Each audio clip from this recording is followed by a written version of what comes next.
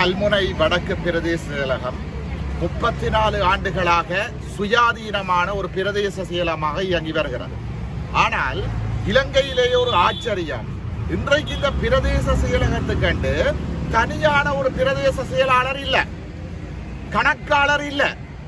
கல்முனை தெற்கினுடைய பிரதேச செயலாளருடைய எதேச்சதிகாரத்துக்கும் சட்டவிரோதமான உத்தரவுகளுக்கும் கட்டுப்பட்டு தான் கல்முனை வடக்கு பிரதேச செயலகம் செயற்பட்டுக் கொண்டிருக்கிறது.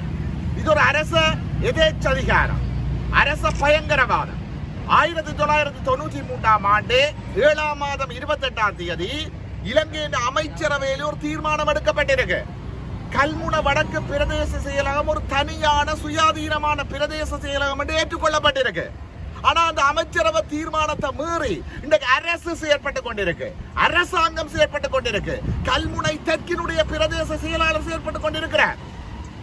இது சட்டத்தை மீறின செயற்பாடு.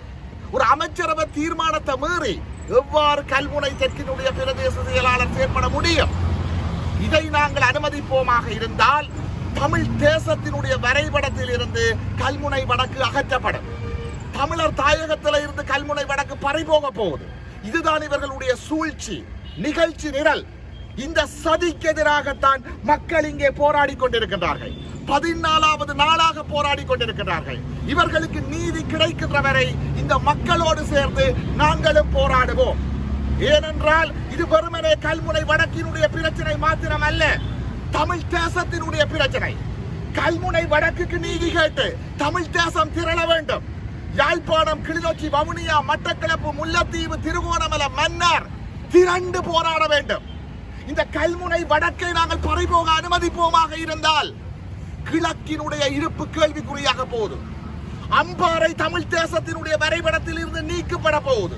ஆகவே மக்கள் சிந்திக்க வேண்டும். நீதிமன்றத்தில் ஒரு வழக்கு தாக்கல் செய்திருக்கிறார்கள்.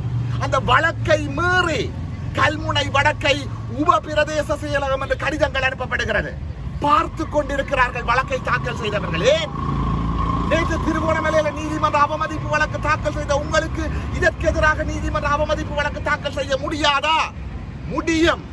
ஆனால் எங்களுடைய தலைவர்கள் கல்முனை வடக்கை சிங்கள பௌத்த பேரினவாதத்திடமும் சில அரசியல் தலைமைகளிடமும் விற்று விட்டார்கள்.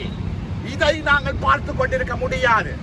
கல்முனை வடக்குக்கு நீதி கிடைக்கின்ற வரை நாங்கள் போராடுவோம். எங்களுடைய கோரிக்கை உடனடியாக கல்முனை வடக்கு பிரதேச செயலகத்தினுடைய உரிமைகள் வழங்கப்பட வேண்டும். கல்முனை தெற்கு பிரதேச செயலாளருடைய எதேச்சதிகாரம், சர்வாதிகாரம் எங்களுடைய பிரதேச செயலகத்தினுடைய எல்லைகளுக்குள் நிறுத்தப்பட வேண்டும். நிறுத்தப்படுகின்ற வரை எங்களுடைய போராட்டம் தொடரும். மீண்டும் சொல்லுகின்றோம், கல்முனை வடக்கு தமிழ் தேசத்தினுடைய ஒரு பகுதி. இங்கே நடைபெறுகின்ற அநீதிகளுக்கு எதிராக நாங்கள் தமிழ் தேசமாக போராடுவோம். நீதி கிடைக்கின்ற வரை எங்களுடைய குரல்கள் ஓயப்போவது கிடையாது. நன்றி.